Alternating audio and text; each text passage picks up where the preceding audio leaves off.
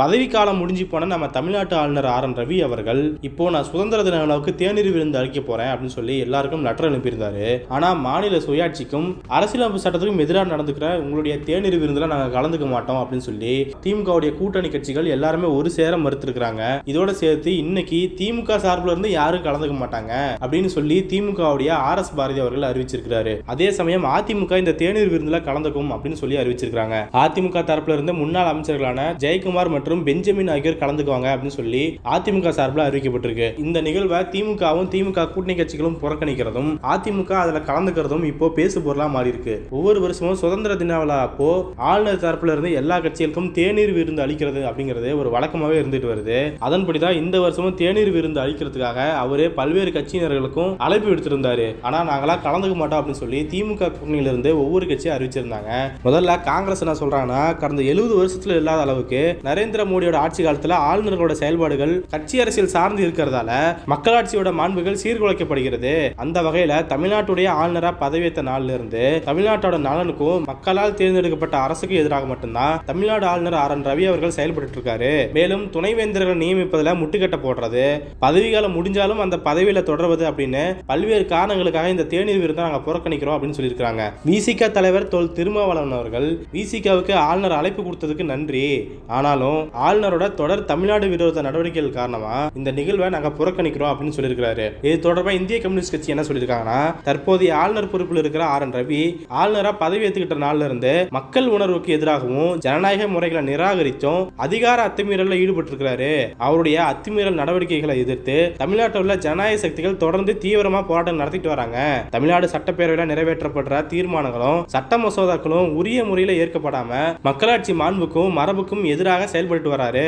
மாநில உரிமைகளை நிலைநாட்ட சட்ட போராட்டம் நடத்தும் நெருக்கடியை உருவாக்குறாரு.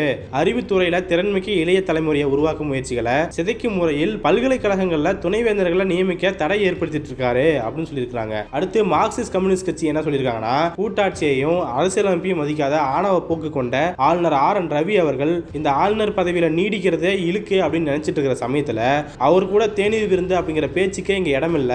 மார்க்சிஸ்ட் கம்யூனிஸ்ட் கட்சி அவருடைய அழைப்பை மீண்டும் நிராகரிக்கிறது அப்படின்னு சொல்லியிருக்காங்க. இந்த கட்சிகளை தொடர்ந்து மதிமுக, கொங்கு மக்கள் தேசம் கட்சி ஆகிய திமுக கூட்டணி கட்சிகள் இந்த தேநீர் விருந்தை புறக்கணிக்கிறதா அறிவிச்சிருக்காங்க. ஆக இப்படி திமுக கூட்டணியை சேர்ந்த எல்லா கட்சிகளும் தேநீர் விருந்தை புறக்கணிச்சிருக்காங்க அப்படின்னு செய்தி வந்ததுமே இதுல திமுகவோட நிலைப்பாடு மட்டும் அறிவிக்காம இருந்தது. அவங்களுடைய நிலைப்பாடு என்ன அப்படிங்கறது பெரிய எதிர்பார்ப்பாகவே இருந்துச்சு. இப்படி இருந்த நிலைமையில தான் அதிமுக இந்த தேர்தல் விருந்துல பங்கேற்றுக்கும் அப்படின்னு சொல்லி அறிவிச்சிருந்தாங்க.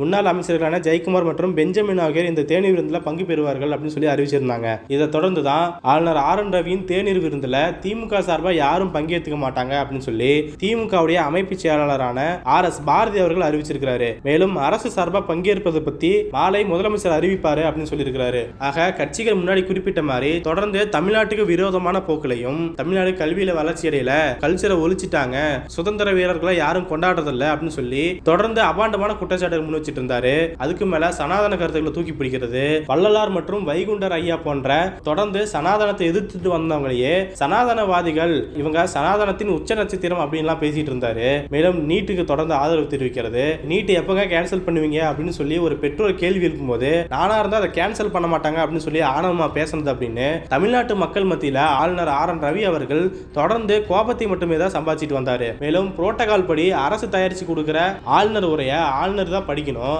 ஆனா நான் அப்படி படிக்க மாட்டேன் அப்படின்னு சொல்லி தனக்குள்ள இருக்கிற திராவிட வெறுப்பின் காரணமா தமிழ்நாடு சட்டப்பேரவையிலே அந்த உரையை படிக்காம வெளிநடப்பு செஞ்சிருந்தாரு. அடுத்து பல்கலைக்கழக துணைவேந்தர்களை கூப்பிட்டு தனியா மாநாடு நடத்துறது, தேசிய கல்விக் கொள்கையை அமல்படுத்துறதுக்காக குடியரசுத் தலைவர்கிட்டையும் கல்வித்துறை அமைச்சர்கிட்டையும் டிஸ்கஸ் பண்றது அப்படின்னு தன்னால என்னென்னலாம் பண்ண முடியுமோ அவ்வளவு விரோத போக்கை கடைபிடிச்சிட்டு வந்தார் ஆளுநர் ஆர்.என். ரவி அவர்கள். ஆக இப்படி அரசியலமைப்பு சொல்லப்பட்டிருக்கிற அவருடைய பதவிக்கு மாறாக பல விஷயங்கள்ல அவர் தலையிட்டு பல குளறுபடிகளை மேற்கொண்டுட்டே வராரு. சோ இவருடைய போக்கை விமர்சிக்கிற விதமாகவும் இவரை முற்றிலும் புறந்தள்ளுற விதமாகவும் தான் இந்த தேநீர் விருந்த திமுக மற்றும் கூட்டணி கட்சிகள் புறக்கணிச்சிருக்காங்க. இன்னொரு விஷயம் என்னன்னா, ஆளுநர் ஆர்.என். ரவி அவர்களோட பதவிக்காலமே முடிஞ்சிருச்சு. அப்படி இருக்கும்போது மரியாதை கருதி எனக்கு பதவிக்காலம் முடிஞ்சிருச்சுப்பா, நான் இதோட கிளம்புறேன் அப்படின்னு சொல்லி கிளம்பாம எனக்கு இன்னும் நீட்டிப்பு வழங்குவாங்க, நான் தமிழ்நாடு கவர்மெண்ட்டுக்கு எவ்வளவோ குடைச்சல் கொடுத்துருக்கேன், அதுக்கு பரிசா என்னை திரும்பவும் ஆளுநராகவே நியமிப்பாங்க அப்படின்னு சொல்லி தான் ஆளுநர் ஆர்.என். ரவி அவர்கள் காத்துக்கிட்டு இருக்காரு. அப்படி வெறித்தனமா காத்துக்கிட்டு இருக்கிறவரோட தேநீர் விருந்துல நாம் எதுக்கு கலந்துக்கணும் அப்படின்னு சொல்லி தான் இவர்களெல்லாம் புறக்கணிச்சிருக்காங்க. ஆனா அதே சமயம் பார்க்கும்போது அதிமுக தரப்புல இருந்து நாங்க கலந்துக்குவோம் அப்படின்னு சொல்லி அறிவிச்சிருக்காங்க.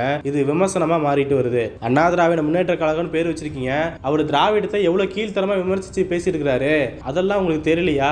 இப்படி எல்லா கட்சியினரும் புறக்கணிக்கிறான்னு தெரிஞ்சுக்கிட்டு நீங்க போய் கலந்துக்கிறா அப்படின்னு சொன்னா என்ன அர்த்தம் அப்படின்னு சொல்லி கேட்டுட்டு இருக்காங்க. மேலும் இவர்கள் கலந்துக்கல அப்படிங்கிற ஒரே காரணத்துக்காக நான் அதுக்கு நேர்மாறாகத்தான் நடந்துக்குவேன் அப்படின்ற காரணத்துக்காக தான் இப்படி தேநீர் விருந்துல கலந்துக்கிறீங்களா அப்படின்னு சொல்லி கேட்டுட்டு இருக்காங்க. எதிர்க்கட்சி சார்பா கலந்துக்கிறேன் அப்படின்னு சொன்னாலும் எதிர்க்கட்சி தலைவரான எடப்பாடி அவர்கள் போய் கலந்துக்க வேண்டியது தானே. இப்ப எதுக்கு ஜெயக்குமார் அவர்களையும் பெஞ்சமின் அவர்களையும் அமைச்சிருக்காங்க அப்படின்னு தான் கேட்டுட்டு இருக்காங்க. மாநில சுயாட்சியோட அர்த்தம் புரியலனாலும் சும்மா தேர்தலுக்காகவாவது சும்மா பேச்சுக்காகவாவது மாநில சுயாட்சின்னு பேசியிருக்கீங்க. ஆனா அந்த மாநில சுயாட்சியை கொஞ்சமும் மதிக்காத அரசியலமைப்பு சட்டத்துக்கு விரோதமா நடந்துக்கிற ஆளுநர் ஆர்.என். ரவியோட தேநீர் விருந்துல கலந்துக்கிறீங்களா அப்படின்னு சொல்லி குற்றச்சாட்டுகள் வச்சிட்டு இருக்காங்க. ஆக பாஜக நியமிச்ச ஒரு ஆளுநர் கூட துணிச்சலா எதிர்க்க தெரியாது நீங்க தான் பிஜேபி எதிர்க்க போறீங்களா அப்படிங்கிற கேள்வியை முன்வைக்கிறாங்க. எது என்னவோ அரசியலமைப்பு சட்டத்துக்கு எதிராக யார் செயல்பட்டாலும் அவங்கள நாங்க தொடர்ச்சி எரிஞ்சிருவோம் அப்படிங்கறத மக்கள் காட்டிக்கிட்டே இருக்கிறாங்க. அதுக்கு சிறந்த உதாரணம் இப்போ இந்த தேர்தலில் மோடி அவர்கள் 240 சீட்டோட சுருங்கி போனாரு. மைனாரிட்டி கவர்மெண்ட் அமைச்சு செயல்பட்டு இருக்காரு. அதே சமயம் தொடர்ந்து அரசியலமைப்பு சட்டத்துக்கு முற்றிலும் எதிராக தான் நான் செயல்படுவேன் அப்படின்னு சொல்லி வெளிப்படையா செயல்பட்டு இருக்கிற ஆளுநர் ஆர்.என். ரவி அவர்களை தமிழ்நாடு மக்களும் தமிழ்நாட்டு கட்சிகளும் எப்பவுமே புறக்கணிச்சுட்டே தான் இருக்கிறாங்க. அவருக்கு எப்பயுமே தமிழ்நாடு அங்கீகாரம் கொடுத்தது கிடையாது. சோ இந்த தேநீர் விருந்த புறக்கணிக்கிறதன் மூலமா நீங்க எங்களுக்கு தேவையில்லை, உங்களை நாங்க மதிக்கல, நீங்க அரசியலமைப்பு சட்டம் சொன்னபடி நடக்கல அப்படிங்கறது தான் கட்சிகள் உணர்த்தி இருக்கிறாங்க. அட்லீஸ்ட் ஆளுநரா இருக்கும்போது தான் அரசியலமைப்பு சட்டம் சொல்ற விதிகளை படிக்கிறது கிடையாது. இனி ரிட்டையர் ஆயிட்டு நீங்க ஓய்வில் இருக்க போறீங்க, அப்பயாவது அரசியலமைப்பு சட்டத்தை படிச்சுக்கிட்டு நீங்க புரிஞ்சுக்குவீங்க அப்படின்னு நம்புறேன்னு சொல்லிட்டு இருக்காங்க. தமிழ்நாட்டை பொறுத்த வரைக்கும் ஆளுநர் ஆர்.என். ரவி அவர்கள் தனக்கு எந்த அளவுக்கு இடம் இருக்கணும், தனக்கு எந்த அளவுக்கு மரியாதை இருக்கணும் அப்படின்னு சொல்லி அவரே தான் தீர்மானிச்சுக்கிட்டாரு அப்படின்னு தான் சொல்லணும்.